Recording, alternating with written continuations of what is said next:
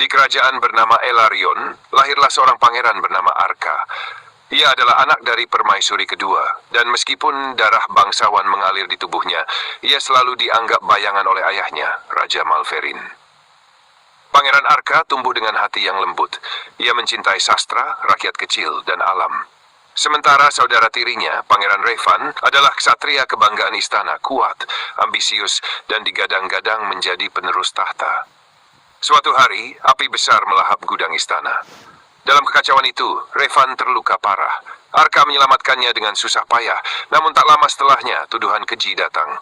Arka dituduh sebagai dalang kebakaran. Dengan air mata, Arka memohon pada sang ayah agar didengarkan. Tapi Raja Malferin, yang selama ini tidak pernah melihatnya sebagai pewaris sejati, mengusirnya tanpa pengadilan. Engkau bukan anakku lagi, engkau hanyalah bayangan yang membawa petaka. Dengan jubah robek dan hati hancur, Arka meninggalkan istana. Ia berjalan menyusuri hutan, memeluk malam yang dingin dan tanah yang asing.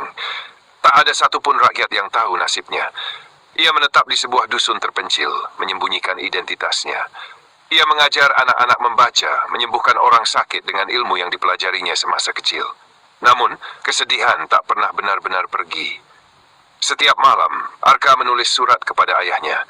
Ia tak pernah mengirimkannya, hanya meletakkannya dalam kotak kayu di dekat jendela. Dalam surat-surat itu, ia meminta maaf atas hal yang tak pernah ia lakukan, memohon maaf agar diizinkan pulang, dan menyampaikan kerinduannya pada ibu yang sudah tiada. 5 tahun berlalu, kerajaan dilanda kelaparan dan perang. Raja Malferin akhirnya mengetahui kebenaran bahwa kebakaran itu ulah seorang pengkhianat yang ingin menjatuhkan Revan dan Arka sekaligus. Namun, sudah terlambat. Prajurit dikirim mencari Arka, tapi mereka hanya menemukan rumah kecil kosong di tepi bukit. Di dalamnya, seorang lelaki tua menangis melihat tumpukan surat yang tak pernah terkirim dan sehelai jubah kerajaan yang dilipat rapi. Arka telah tiada. Ia wafat dalam sunyi sebelum sempat dimaafkan, sebelum bisa memeluk ayahnya sekali lagi. Akhir kisah. Di pemakaman desa, rakyat kecil datang dalam diam. Mereka tidak tahu bahwa lelaki baik hati itu adalah seorang pangeran.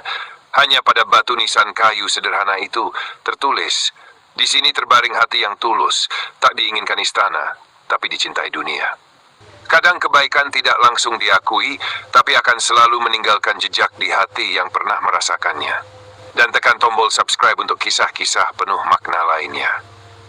Karena setiap hati punya cerita yang layak didengar.